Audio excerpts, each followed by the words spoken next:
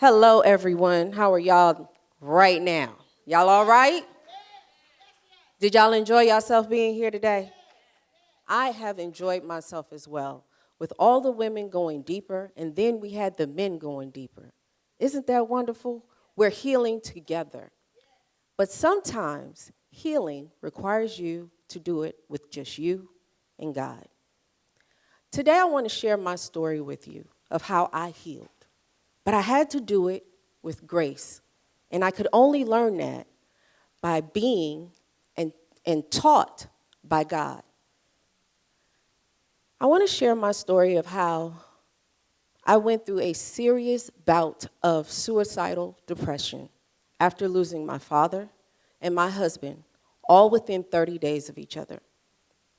During this period, I was in the darkest state of my life, which was an emptyless abyss of depression.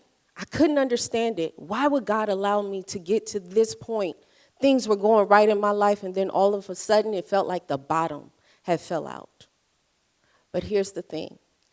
I had an epiphany one night. I call it an epiphany now. But then, it was an anxiety attack.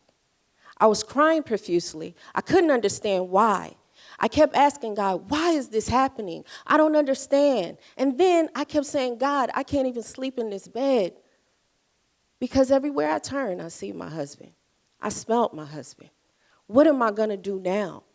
The two people that I knew were supposed to love me are no longer here. One who helped me get into this world, my father. Then the other who vowed to love me for eternity, until death do us part. No one expects that after 9 months of being married, that they won't be there anymore. And I kept saying, God, why am I going through this? And I share it in the book, Deeper Women Teach, in volume 4, how I had an anxiety attack and I was facing the wall and I couldn't understand. And all I felt was, God, please help me. Please help me because I don't understand what's going on right now.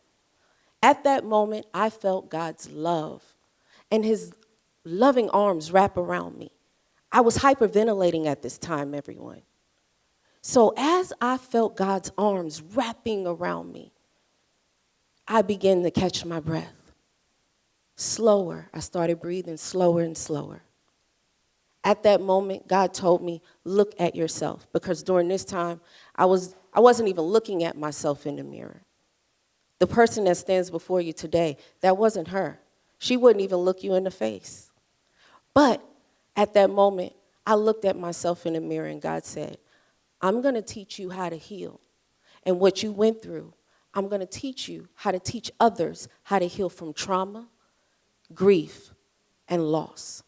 So today I stand before you to share my 7 pillars of healing. It's an acronym. You got H, which means harness your thoughts and your emotions. Everybody's been talking about emotional intelligence, right? But how are you talking to yourself? Are you honestly harnessing your thoughts and your emotions? You have to do that in order to heal. The next letter is E. You have to evaluate your environment. Is your environment conducive to healing?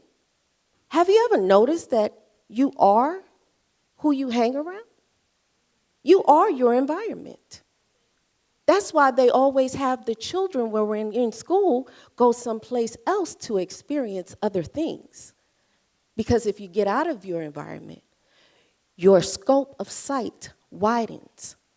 So you have to evaluate your environment to see if it's conducive to a healing space and create a healing space for yourselves.